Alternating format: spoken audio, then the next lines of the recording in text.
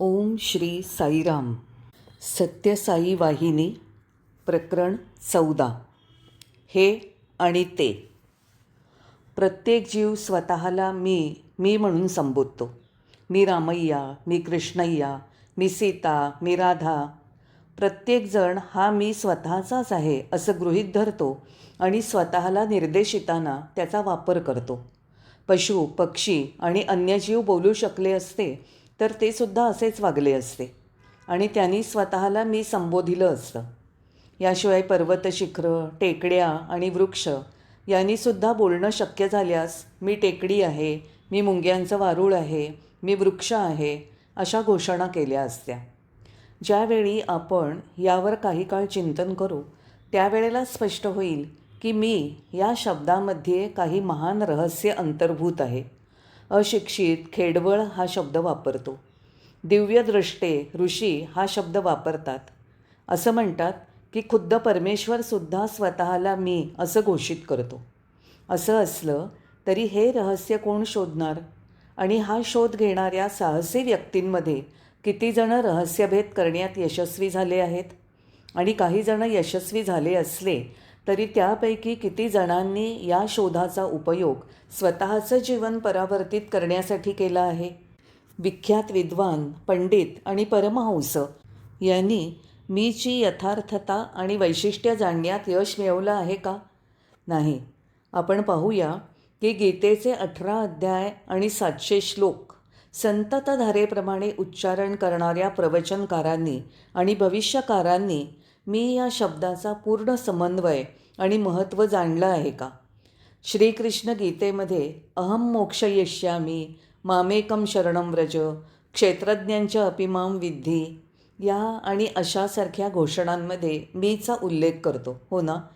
म्हणून मी हा शब्द स्पष्टपणे सर्वत्र सर्व जीवात्मस्वरूप आहे. त्याला अनंत रूपं आणि आकार आहेत. जपमाळेच्या मण्यांमधील सूत्राप्रमाणे तो सर्व नामं आणि रूपं यांना भेदतो आणि एकसंघ राखतो. नामं आणि रूपं कितीही क्षणिक असली तरीही मी अबाधित राहतो. म्हणून सर्व ज्ञेय गोष्टी जाणण्यासाठी या सर्वव्यापी मीला जाणणं आवश्यक आहे. ज्याने हे जाणलं तो जगद्गुरू, विश्वगुरू, सद्गुरू होय. शरीर केवळ एक उपाधी, एक कोश आहे. तरीसुद्धा शारीरिक गुण आणि भौतिक विचारांवर आधारित भिन्नता आणि विशेषता आरोपित करून काही जणांना स्पृश्य म्हणून उन्नत केलं जातं तर काही जणांना अस्पृश्य असं हिणवलं जातं. काही जणं उच्च वर्गाचे ठरतात तर अन्य निम्न ठरतात. बुद्धी सन्मानाचा हक्क मागू शकत नाही आणि जर अर्थार्जनासाठी किंवा सुखमय जीवनासाठी साधनं अर्जित करण्यासाठी अध्ययनाचा उपयोग केला तर त्या व्यक्ती पंडित होण्यास पात्र असत नाहीत. वादविवादामधील पांडित्यातील कौशल्य आणि निपुणतासुद्धा सन्माननीय उल्लेखाला पात्र नसतात. वास्तविकतः ज्यावेळी तुम्ही त्याच्या परमगहिराईत उडी मारता त्यावेळेला मी हा शब्द तुम्हाला परब्रह्माप्रत नेतो. वैदिक महावाक्य तत् त्वम असि हेच उद्घोषित करतं की ते तू आहेस, ते मी आहे, मी आणि ते एकच आहे. हेच सर्व शिकवणीचं सार आहे आणि सर्वोच्च बोध आहे. मी मध्ये मूर्त असलेले पवित्र तत्त्व बहुतेक प्रकांड पंडितांच्या विना मार्गदर्शक आणि विनासहाय्यक एकाकी विचारणेद्वारा केलेल्या आकलनांच्या अतीत आहे. मार्गदर्शकसुद्धा हे सत्य जाणलेले आणि हे सत्य जगण्यास उत्सुक असावे लागतात. ते पांडित्य, तत्त्वज्ञान आणि व्याकरण यांच्या सीमांच्या पलीकडील आहे. हे लक्षणीय आहे की हे इशारे श्रुती आणि स्मृती यांनी दिलेले आहेत. ज्या वेळेला एकदा या मीचे आणि मीच्या लक्ष्यार्थाचं साधारण ज्ञान प्राप्त करायला उत्सुक असतो त्यावेळी त्याला हे रहस्य 3 वाक्यात सांगता येतं. मी दिवसा सक्रिय असतो, ज्यावेळी मी जागृत असतो, मी रात्री निद्राधीन असतो, मी निद्रेमध्ये स्वप्न अनुभवतो. अशा प्रकारे दिवस आणि रात्र दोन्हीमध्ये सक्रिय राहून आणि अनुभव घेऊन मी मरण पावतो. व्यक्तीने उच्चारलेली ही वाक्य विचारात घेतल्यास असा निर्णय घेता येतो की वाक्य व्यक्तीने या जीवनात प्राप्त केलेल्या ज्ञानावर आधारित आहेत. मीचा प्रारंभ माझा जन्म झाल्यावर होतो असा त्यांना विश्वास असतो. परंतु हा मी जन्मापूर्वी अस्तित्वात होता का? जर तसं असेल तर अस्तित्वात असलेल्या वस्तूचा जन्म झाला असं कसं म्हणता येईल? हा आक्षेप जरी दुर्लक्षित केला तरीही तो कसा आणि कुठे अस्तित्वात होता? काय तो नाम आणि रूप यापासून विभक्त होता? काय तो इंद्रियांच्या अधिकार क्षेत्राच्या अतीत होता? असे संदेह जिज्ञासूंच्या लहरींप्रमाणे पाठलाग करतात. हे स्पष्टपणे जाणलं पाहिजे की मी एका वस्तूशी, एका पदार्थाशी किंवा एका जीवाशी, एका नामरूपाशी संबंधित नाही आणि त्यावर मोहोर केलेला नाही. ज्या वेळेला तुम्ही मीला ओळखता आणि जाणता किंवा कोहमचं वास्तविक उत्तर प्राप्त करता, त्यावेळी हे लक्षात ठेवा. तुम्ही त्यावेळी संपूर्ण ब्रह्मांड आणि त्याच्या रहस्यांना ओळखलं आणि जाणलं असतं. असा प्रश्न उठेल की विश्वाचा अभ्यास अंतर्भूत असलेले अनंत विषय असताना मीचा अर्थ जाणण्याची एवढी निकड का? एखादा जगतातील रहस्यांच्या शोधाचा प्रयत्न करेल किंवा जीवी किंवा देव यांचा अर्थ जाणण्याकडे लक्ष देता येईल. ज्या वेळेला जगत, व्यक्तिगत ईश्वर, परब्रह्म असे अतुलनीय महत्त्वाचे गहन विषय ध्यान आकर्षित करत असताना त्यांना सोडून साधारण व्यक्तींनी आणि बालकांनी उच्चारलेल्या मी या शब्दाचा अर्थ शोधण्याचं काय प्रयोजन आहे? मी याचा काय लाभ होऊ शकेल? लोक असं विचारू शकतील. हा शब्द अर्थातच सरळ आहे, पण त्याचे लक्षार्थ अनंत आहेत आणि मूलभूतपणे समाधानकारक आहेत. हेच कारण आहे की सर्वश्रेष्ठ आचार्य जिज्ञासूंना स्वतःला जाणा असं प्रोत्साहन देतात. स्वतःमध्ये शोध घ्या, केवळ तोच तुम्हाला मुक्त करू शकेल. शास्त्रसुद्धा या आवाहनाची पुष्टी करतात.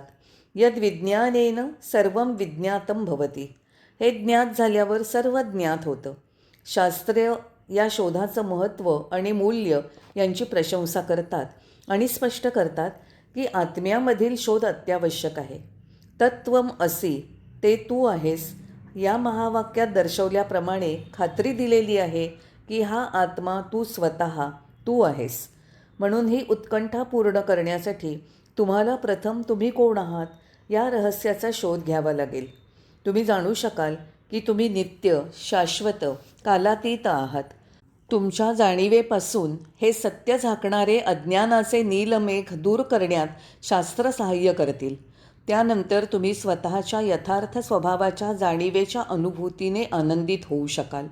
ज्ञान पहाटेच्या प्रकाशात सत्य उजागर झाल्यावर ही जाणीव होते. परंतु ही महान रहस्य आणि हा आनंद प्रदान करणारी क्षेत्र यासंबंधी ज्ञान प्राप्त करण्यासाठी मार्गदर्शक शास्त्रांचं अध्ययन आता होत नाही. त्याऐवजी माणूस झापड लावलेल्या डोळ्यांनी आपल्या मूर्खत्वपूर्ण कल्पनांचा पाठलाग करत आहे. कशा प्रकारे तो आत्मिक तत्त्व कसं प्राप्त करू शकेल? तो मूर्तिमंत आनंदापर्यंत कसा पोचू शकेल? केवळ भौतिक पांडित्य श्रुतींच्या गहन अर्थाचा शोध घेऊ शकत नाही. भक्ती आणि समर्पण भावाने ईश्वरी कृपा प्राप्त करावी लागते आणि केवळ तो ईश्वरी कृपा कटाक्ष श्रुतींचा वास्तविक अर्थ त्याच्यामध्ये स्थापित करू शकतो. दिव्य ज्ञानाचं मूर्त स्वरूप असलेल्या आणि करुणामय व्यक्तीच केवळ मानवाच्या आध्यात्मिक प्रगतीसाठी आणि हितासाठी नक्की काय श्रेयस्कर आहे हे ठरवू शकतात. अन्य लोक केवळ धडपडतात. त्यांना हे कार्य पूर्ण करणं अशक्य होईल, कारण जे गुरु स्वतःला वाचवू शकत नाहीत ते दुसऱ्यांना वाचवण्यास कसं सहाय्य करणार? वर्तमान गुरु समाजशुद्धी करण्याचा प्रयत्न करत आहेत, ज्या वेळेला त्यांची स्वतःची घरं अशुद्ध आहेत. अशा गुरूंची संख्या वाढत आहे, म्हणून दोष आणि असफलता गुणित होत आहेत. त्यांच्या प्रगतीच्या अभावाचे विभिन्न प्रकारे स्पष्टीकरण आणि समर्थन झाल्याने संभ्रम पराकोटीला पोचलेला आहे. परिणामस्वरूप अमर्याद वादविवाद उत्पन्न होत आहेत आणि सत्य झाकलं जात आहे. हे गुरु स्वतःचा दुराग्रह आणि पक्षपात यांना अनुकूल शास्त्रांचं स्पष्टीकरण करून त्यांना आपल्या उत्कर्षाचं साधन करतात. या दुःखद परिस्थितीमध्ये ईश्वरी कृपाच केवळ मानवाची आशा आहे. पथप्रकाशित करणारा तो दीपस्तंभ आहे. मानवाला आध्यात्मिक साधनेचं फल देणारी ती करुणा आहे. सुरक्षित पार नेणारी ती बलवान स्थिर नाव आहे. अनेक आचार्य आणि गुरु उद्घोषितात की आत्मविचारणा मार्ग हा माणसासाठी मुक्तिमार्ग आहे. स्वविमर्शो मोक्षः, हेच ते आश्वासन आहे. तो आत्मा आहे, तो मी आहे. मी आणि आत्मा भिन्न नाही. आत्मा आणि परमात्मा भिन्न नाही. आत्मा या वस्त्राची उभी आडवी वीण मी हा धागा आहे.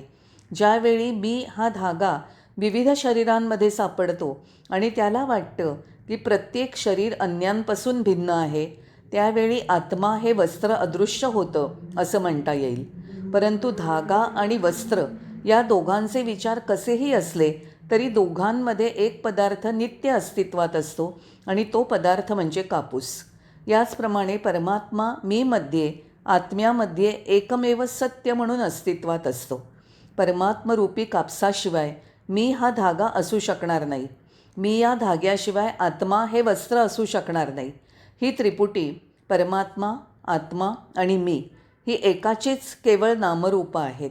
परमात्म्याची, एकात्म्याची, दिव्यात्म्याची. जय साईराम.